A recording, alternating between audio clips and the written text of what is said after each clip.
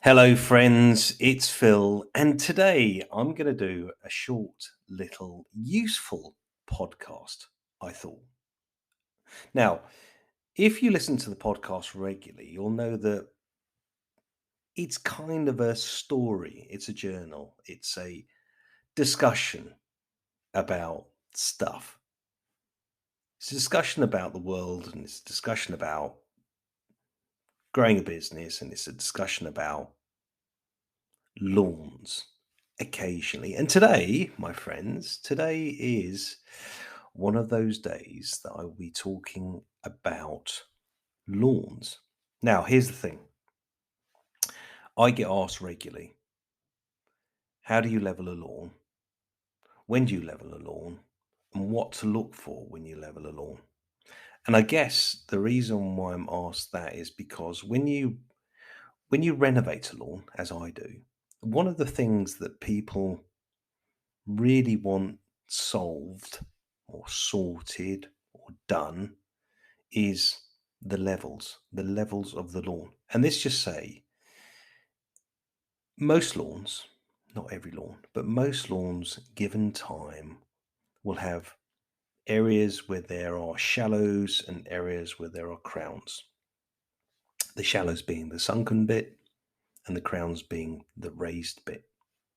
Now, for reference, when you level a lawn, don't consider taking the crowns down. On some occasions, you could probably dig out the crown and then drop it. I'd say that's a task that would be done if you have an ant's nest, for instance. Digging out the ant's nest, putting it somewhere more useful than the middle of the lawn, and then reconstructing the surface so it hasn't got a big crown is something you can do. But typically, you won't take the crown down. So, how do you go about leveling a lawn, regrading a lawn, trying to make it perfect? And what do you have to consider along the way? So here we are, useful podcast, because I'm going to be doing this afternoon. So I'm just reminding myself again how we go about this. Now, first thing is, lawn renovation is typically done before leveling. And to renovate a lawn, the process really is try and get rid of the weeds, try and get rid of the moss, or get rid of the weeds, get rid of the moss, scarify the lawn to get rid of the thatch and the moss that you've killed off with the moss killer.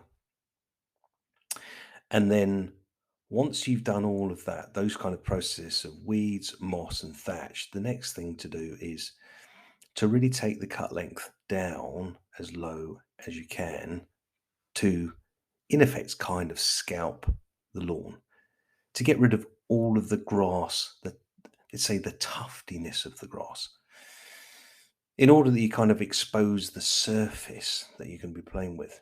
Now, if a shallow is deeper than, I'd say, 8 to 10 mil, you're going to have to reseed when you drop a load of soil into the shallow. Some seed germinates lower, I'd say lower than 8 to 10 mil, but typically a bit of coverage or up to 3 mil of coverage on your grass seed is just what you need. So anything deeper, you have to do your reseeding. You have to reseed it as if it's a new patch of ground. So keep in mind that when you're doing the leveling work, can you be sympathetic and regrade the surface with some turf dressing instead of topsoil, a finer dressing to kind of smooth it out? Or do you need to use a bit of topsoil, maybe a bit of turf dressing in order to build up the shallow? It's a question to ask. So we've done the weeds, we've done the moss, we've done the thatch, we've scalped the lawn down short. We've decided whether to use a turf dressing to regrade the surfaces gently, or we've decided to use some topsoil to fill the holes and we know that then we're going to seed. Once you've done all of that, the next thing to do is to choose your most favorite seed producer and seed accordingly. Now, never chuck down seed. Always calculate how much seed you need for either overseeding, interim seeding, as I call it, between overseeding and new lawns, and then new lawns. So new lawn seeding, you're looking at 50 grams a square meter. Overseeding, you're looking at 20. And depending on what you've been doing in between, you might need to put a little bit more than less, but not too much, which is the mid housing. Let's say 35 grams a square meter.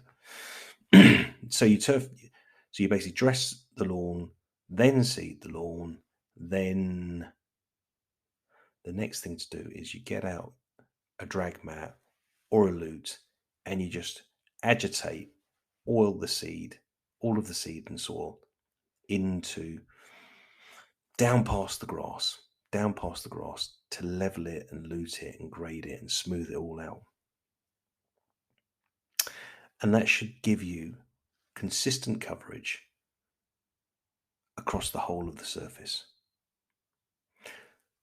So, in summary, you've done the weeds, you've done the moss, you've done the thatch, you've cut the grass down really, really short, you've raised the shallows sympathetically or extensively, you've overseeded, you've luted and drag matted the surface to make it really consistent for best germination and making sure the seed to soil contact's as good as it can be.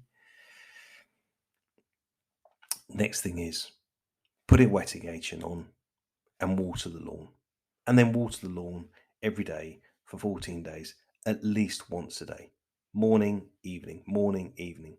Within 14 days, maybe within 21 if it's a bit cooler, but you should have the first signs of germination. Get the grass to about 30 mil and then start clipping it. The more you clip it, the more it fills out, the better it gets, the faster it will get. Anyway, so that's just a mental note to myself about what's going to be done this afternoon. But hopefully that was a bit more of a useful podcast compared to some of the other chattery podcasts that I do. Anyway, thanks for listening, friends. Enjoy your lawn leveling. It's spring, certainly here in the UK, and it's the perfect time of year to level a lawn.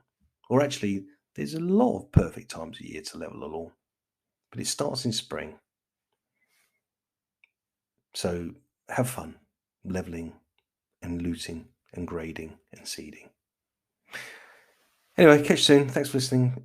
As always, dear friends, take care. Ta-da. Bye.